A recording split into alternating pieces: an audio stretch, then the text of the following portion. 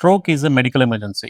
ఎందుకంటే మనం limited time ఉంటుంది. ఆ టైం లోపే ఆ ట్రీట్మెంట్ అనేది జరగాలి. ఆ టైం దాటిన తర్వాత మీరు ఎంత ఖర్చు పెట్టినా గానీ రికవరీ అనేది చాలా కష్టంగా ఉంటుంది. చాలా స్ట్రోక్ అవేర్‌నెస్ వీడియోస్‌లో మనకి 2 రకాల స్ట్రోక్స్ ఉన్నా గానీ మనకి ఇస్కెమిక్ స్ట్రోక్ అంటే బ్రెయిన్‌కి ఒక బ్లడ్ సప్లై ఆగిపోవడం అంటే గడ్డ కట్టడం ద్వారా వచ్చే స్ట్రోక్ గురించి చాలా మటుకు డిస్కషన్స్ ఉంటాయి. కానీ రెండో రకం స్ట్రోక్ అంటే హెమరేజిక్ స్ట్రోక్ బ్రెయిన్‌లో బ్లడ్ లీక్ అవ్వడం వల్ల. సో, దాని గురించి ఎలాంటి ట్రీట్మెంట్స్ ఉంటాయి అవన్నీ కూడా మనం ఇవాళ డిస్కస్ చేద్దాం. నా పేరు doctor Naveen Reddy Nimmala, group head of emergency and academics. నాతో పాటు ఈ విషయం మీద డిస్కస్ చేయడానికి doctor Manoj Vasireddy, interventional neurologist and doctor Surya Teja Reddy, interventional neuro radiologist అవైలబుల్‌లో ఉన్నారు. Welcome doctors. Majority of the strokes మనం ఇస్కెమిక్ స్ట్రోక్ అంటుంటాం. బట్ రెండో రకమైన స్ట్రోక్ గురించి చాలా మందికి అవేర్‌నెస్ తక్కువగా ఉంటుంది. ఆ హెమరేజిక్ స్ట్రోక్ గురించి కొంచెం చెప్తారా? బ్రెయిన్లో ఉన్న బ్లడ్ వెజల్స్ ఒకటి రప్చర్ అయిపోయి దానిలోంచి బ్లీడింగ్ అయ్యి బ్రెయిన్ టిష్యూలోకి బ్లడ్ లీక్ అయ్యి దాని ముందు ఉండే బ్రెయిన్ టిష్యూ అంటే ఒక వెజల్లో లీకేజ్ పాయింట్కి ముందు ఉండే బ్లడ్ టిష్యూకి కరెక్ట్గా బ్లడ్ సప్లై అందకపోవటం వల్ల వచ్చే స్ట్రోక్ని మనము హెమరేజిక్ స్ట్రోక్ అనే అంటాం. కామన్గా మనము బ్రెయిన్లో బేసల్ గ్యాంగ్లియా, సెరిబెల్లం, పాన్స్ ఇలాంటి రీజియన్స్లో బ్లడ్ వెజల్స్ చాలా సన్నగా ఎండ్ ఆర్టరీస్ అని అంటాం మనం వీటిని. అక్కడ బ్లీడింగ్ అవటం వల్ల ఇక్కడ కామన్గా బ్లీడింగ్ అయ్యి స్ట్రోక్ అనేది వస్తుంది. ఎక్స్టర్నల్గా పేషెంట్ని చూడటానికి ఈ పేషెంట్స్కి కూడా సడన్గా ఒక చెయ్యి పని చేయకపోవటమో, ఒక కాలు పని చేయకపోవటమో, మాట్లాడలేకపోవటమో లేదా చూపు ఎఫెక్ట్ అవటమో ఇలాంటి సిమ్టమ్సే ఉంటాయి. కానీ దీని ప్యాథాలజీ ఒక ఇస్కెమిక్ స్ట్రోక్కి కంప్లీట్లీ డిఫరెంట్. మనం ఇస్కెమిక్ స్ట్రోక్లో థ్రాంబోలైసిస్, థ్రాంబెక్టమీ ఇలాంటి మేనేజ్మెంట్ మొడాలిటీస్ యూజ్ చేస్తూ ఉంటాం. కానీ హెమరేజిక్ స్ట్రోక్లో దాని ప్యాథాలజీ అండ్ దాన్ని అడ్రస్ చేయడానికి మనం యూజ్ చేసే మెడికల్ మొడాలిటీస్ అన్నీ చాలా డిఫరెంట్గా ఉంటాయి. అసలు ఈ హెమరేజిక్ స్ట్రోక్ అనేది ఎందుకు వస్తుంటుంది? అండ్ డిఫరెంట్ కాజెస్ ఏంటి? దాంట్లో మోస్ట్ కామన్ కాజ్ ఎలా ఉంటుంది? హెమరేజిక్ స్ట్రోక్‌కి వేరు కారణాలు ఉంటాయి. ఇందులో అన్నిటికంటే మోస్ట్ కామన్ కాజ్ ఏంటంటే పేషెంట్‌కి బీపీ చాలా ఎక్కువ కావడం వల్ల బ్రెయిన్‌లో బేసల్ గ్యాంగ్లియా కానీ, పాన్స్ కానీ, సెరిబెల్లం అనే లొకేషన్‌లో బ్లీడ్ కావచ్చు. దీన్ని హెమరేజిక్ స్ట్రోక్ అంటారు.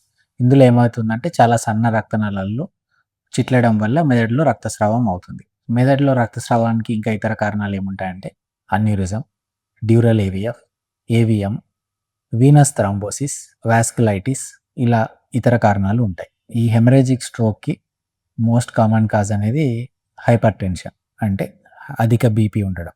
అది కాకుండా నెక్స్ట్ మోస్ట్ కామన్ కాజ్ మనకి అన్యూరిజం రప్చర్ కావడం వల్ల మెదడులో రక్తస్రావం కావచ్చు. ఇంకా ఇతర కారణాల్లో డ్యూరల్ ఏవిఎఫ్స్ అంటారు. అంటే చెడు రక్తం, మంచి రక్తం తీసుకెళ్లే 2 రక్తనాళాలు డైరెక్ట్‌గా జాయిన్ అయ్యి ఒక ఫిస్టులా ఫార్మ్ అవుతుంది. నార్మల్‌గా ఆర్టరీస్, వెయిన్స్ డైరెక్ట్‌గా జాయిన్ కావు. ఈ 2 రక్తనాళాలు డైరెక్ట్‌గా జాయిన్ అయినప్పుడు ఒక ఫిస్టులా ఫార్మ్ అవుతుంది. అలా ఫిస్టులా ఫార్మ్ అయినప్పుడు బ్లడ్ హై ప్రెషర్‌తో ఫ్లో కావడం వల్ల, బ్లడ్ రివర్స్ డైరెక్షన్‌లో వెళ్ళడం వల్ల మెదడులో రక్తస్రావం కావచ్చు. ఇంకా చిన్న పిల్లల్లో, యంగ్ పేషెంట్స్‌లో ఏవిఎమ్స్ అని కంజెనిటల్‌గా పుట్టుకతో రక్తనాళాల ప్రాబ్లమ్ ఉండొచ్చు. రక్తనాళాలు ఆర్టరీస్ అండ్ వెయిన్స్ జాయిన్ అయ్యి ఓ చిక్కుముడిలాగా ఫార్మ్ అయ్యి, ఆ చిక్కుముడిలో హై ఫ్లో ఆఫ్ బ్లడ్ ఉండడం వల్ల ఈవెంచువల్లీ ఈ ఏవిఎమ్స్ ఒక ఏజ్ వచ్చే కొద్దీ ప్రెషర్ పెరగడం వల్ల రప్చర్ అవుతాయి. అలా అవి రప్చర్ అయినప్పుడు మెదడులో రక్తస్రావం కావచ్చు. ఇంకా మెదడు నుంచి రక్తాన్ని బయటికి తీసుకెళ్లే రక్తనాళాలు అంటే సెరిబ్రల్ వీనస్ సైనసెస్ అంటారు.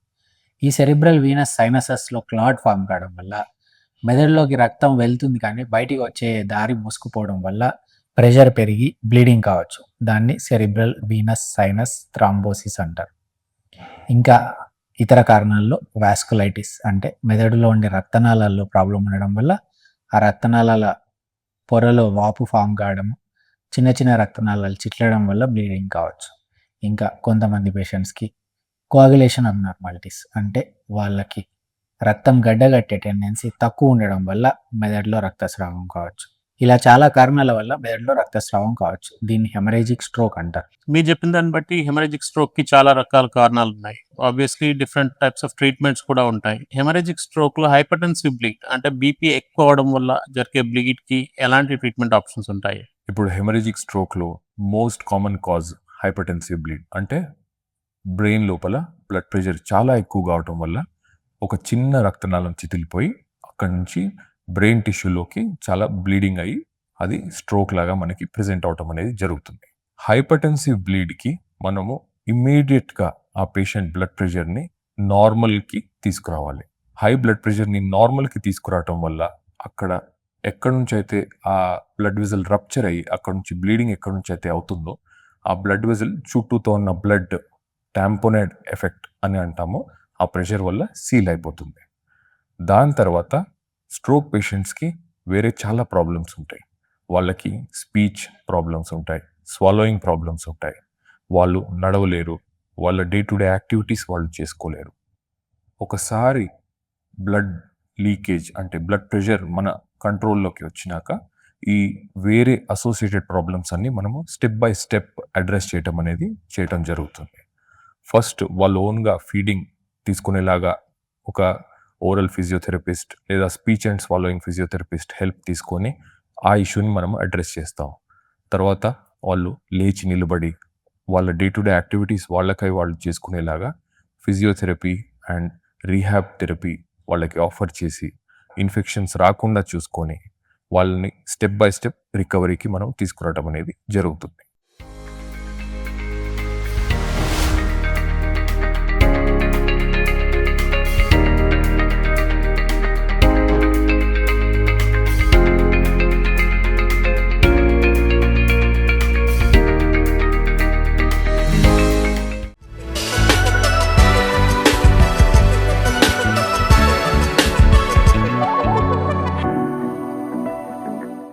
మరో మేజర్ రీజన్ ఇందాక అన్యూరిజమ్స్ అని చెప్పారు. సో ఒకవేళ అన్యూరిజం రప్చర్ అయ్యి ఆ బ్లీడ్ ద్వారా హెమరేజిక్ స్ట్రోక్ వచ్చినట్టయితే వాళ్ళకి ఎలాంటి మేనేజ్మెంట్ ఆప్షన్స్ ఉన్నాయి? ఈ అన్యూరిజమల్ బ్లీడ్ అనేది ఒక చాలా ప్రాణాంతకమైన రోగం. ఇందులో ఏమవుతుందంటే మెదడులో ఉండే రక్తనాళాల్లో ఒక వాపు లేదా ఉబ్బటం ఫామ్ కావడం వల్ల అది స్లోగా పెరిగి ఒకానొక టైంలో రప్చర్ అయ్యి మెదడు చుట్టూ రక్తస్రావం అవుతుంది. రప్చర్డ్ అన్యూరిజం ఎందుకు ఎమర్జెన్సీలో ట్రీట్ చేయాలి అంటే, ఒకసారి బ్లీడ్ అయిన తర్వాత ఈ అన్యూరిజం మళ్ళీ ఇంకోసారి బ్లీడ్ అయ్యే రిస్క్ చాలా ఎక్కువగా ఉంటుంది.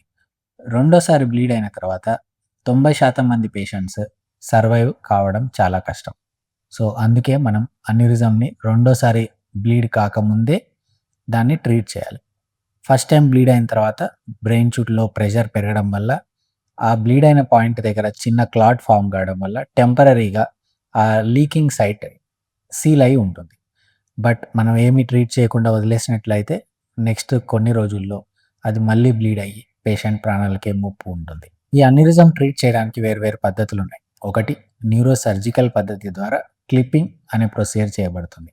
ఇందులో న్యూరోసర్జన్ పేషెంట్ అన్యూరిజంని గుర్తించి పుర్రె ఓపెన్ చేసి ఆ అన్యూరిజం లొకేషన్ ఐడెంటిఫై చేసుకొని అన్యూరిజం నెక్ మీద ఒక క్లిప్ వేస్తారు. ఈ క్లిప్ అన్యూరిజంలోకి బ్లడ్ ఫ్లోని ఫర్దర్గా రాకుండా ఆపేయడం వల్ల ఈ అన్యూరిజం సీల్ అయిపోతుంది. ఇంకో పద్ధతి ఏంటంటే ఎండోవాస్కులర్ మెథడ్, అంటే న్యూరో ఇంటర్వెన్షన్ ద్వారా మనం కాలిలో లేదా చేతిలో ఉండే రక్తనాళం ద్వారా మెదడులో ఉండే రక్తనాళంలోకి సన్నటి క్యాథెటర్స్ ట్యూబ్స్ తీసుకెళ్ళి ఆ అన్యూరిజంలో కాయిల్స్ వేసి ఆ అన్యూరిజంని ప్యాక్ చేస్తాం. సో అన్యూరిజం ప్యాక్ అయిపోవడం వల్ల అందులోకి రక్త సరఫరా రావడం ఆగిపోతుంది. దానివల్ల అన్యూరిజం హీల్ అయిపోయి ఫర్దర్గా బ్లీడ్ కావడం ఆగిపోతుంది. ఈ అన్యూరిజం ట్రీట్మెంట్ కోసం వాడే కాయిల్స్ చాలా పలచగా సున్నితంగా ఉంటాయి. ఇన్ఫ్యాక్ట్ ఈ కాయిల్స్ మన వెంట్రుక కంటే సన్నగా ఉంటాయి.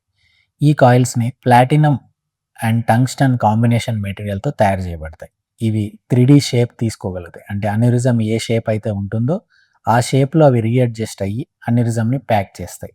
అన్యూరిజం షేప్ సైజ్ని బట్టి కావాల్సిన సైజ్ ఆఫ్ కాయిల్ సెలెక్ట్ చేసుకొని అన్యూరిజంని ప్యాక్ చేయడం వల్ల ఫర్దర్గా అన్యూరిజం రప్చర్ కాకుండా అయిపోతుంది. కొన్ని అన్యూరిజం షేప్, సైజ్ కాయిల్స్ ద్వారా ట్రీట్ చేయడానికి సహకరించవు. అలాంటి అన్యూరిజమ్స్లో మనము ఫ్లో డైవర్టర్ కానీ లేదా స్టెంట్ అసిస్టెడ్ కాయిలింగ్, అంటే ఒక స్టెంట్ సపోర్ట్ పెట్టుకొని కాయిల్స్ని సపోర్ట్ చేస్తూ కాయిలింగ్ చేస్తాం. లేదా ఫ్లో డైవర్టర్ అనే అడ్వాన్స్డ్ మెష్ లైక్ స్టెంట్ ఉంటుంది. ఆ స్టెంట్ ప్లేస్ చేయడం వల్ల అన్యూరిజంలోకి రక్త సరఫరా పోవడం తగ్గి ఈవెన్చువల్లీ ఆ అన్యూరిజం క్లాట్ ఫామ్ అయి క్లోజ్ అయిపోతుంది. సో ఇప్పుడు చాలామంది అడుగుతుంటారు, క్లిప్పింగ్ బెటర్ ఆప్షనా, కాయిలింగ్ బెటర్ ఆప్షనా అని. Experienced and trained neurosurgeon are experienced and trained neuro interventionist ఉన్నప్పుడు 2 ప్రొసీజర్స్‌కి ఈక్వల్ సక్సెస్ రేట్ ఉంటుంది. సో ఇందాక ప్లాటినం బేస్డ్ కాయిల్స్ పెడతామన్నారు. సో ఆ కాయిల్స్ సంగతి ఏంటి? అంటే తర్వాత న్యాయమైన తర్వాత అవి రిమూవ్ చేస్తారా? అక్కడే ఉంటాయా? ఈ ప్లాటినం కాయిల్స్ అనేవి బయోకంపాటిబుల్. అంటే మన బాడీలో ఉండే బ్లడ్‌కి అవి కంపాటిబుల్ ఉంటాయి. సో వన్స్ మనం కాయిల్ అన్యూరిజంలో పెట్టిన తర్వాత అన్యూరిజంలో అవి అలాగే ఉండిపోతాయి. దాని చుట్టూరు రక్త సరఫరా స్లో కావడం వల్ల అన్యూరిజంలో క్లాట్ ఫామ్ అయ్యి, ఆ క్లాట్‌తో పాటు ఈ కాయిల్స్ ఇమిడిపోయి ఒక గడ్డలాగా ఫామ్ అయిపోయి అలాగే ఉండిపోతాయి. ఈ కాయిలింగ్ ప్రక్రియ అనేది మనము క్యాత్ ల్యాబ్‌లో చేస్తాం.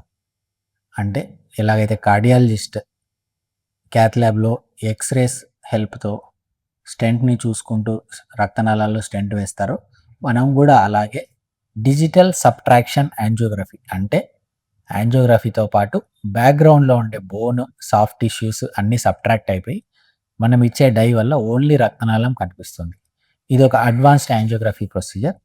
దీనివల్ల మనం ఇచ్చే డై, స్టెంట్, కాయిల్స్ తప్పితే చుట్టుపక్కల ఉండే పేషెంట్ స్కల్ గానీ, సాఫ్ట్ టిష్యూస్ కానీ ఇవన్నీ సబ్ట్రాక్ట్ అయిపోవడం వల్ల మనకు వెజల్స్ చాలా క్లియర్‌గా హై రిజల్యూషన్‌తో కనిపిస్తాయి. సో కాయిలింగ్ చేసిన తర్వాత ఆ ఏరియాలో బ్లడ్ క్లాట్ అయిపోయి ఆ అన్యూరిజం అనేది క్లోజ్ అయిపోతుందని చెప్తున్నారు.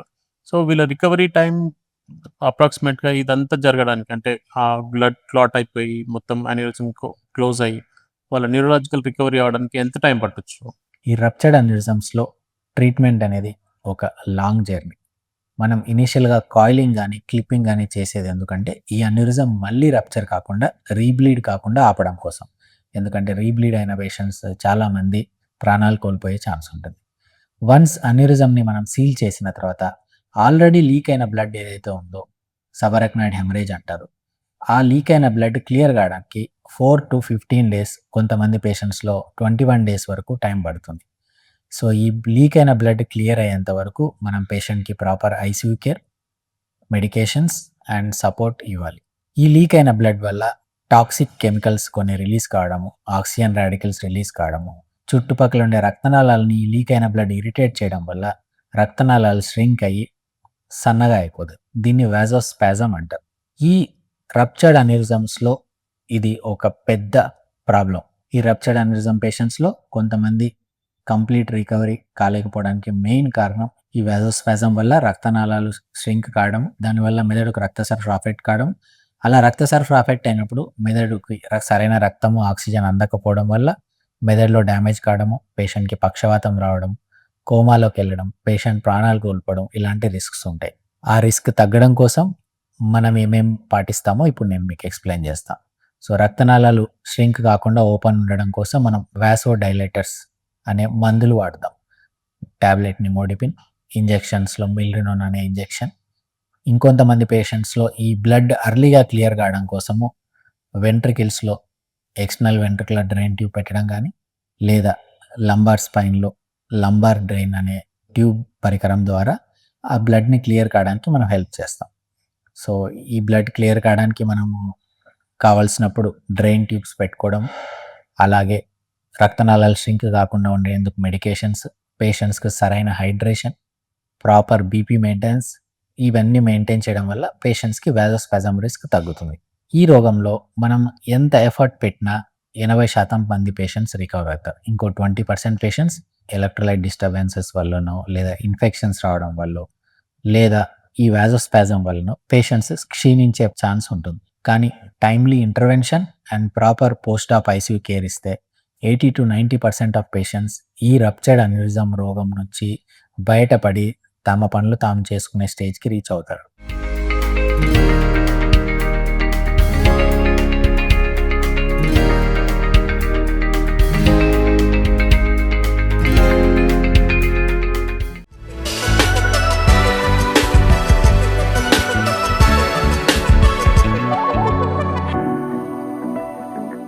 ఇందాక హెమరేజిక్ స్ట్రోక్‌కి మరో కారణం సీఎస్‌విటీ అన్నారు. అంటే బ్రెయిన్ నుంచి హార్ట్‌కి రక్తం రిటర్న్ వెళ్ళే రక్తనాళాల్లో ఒకవేళ బ్లాకేజ్ ఉంటే గనుక అక్కడ ప్రెషర్ పెరిగి బ్లీడ్ అవ్వచ్చు అని చెప్పేసి.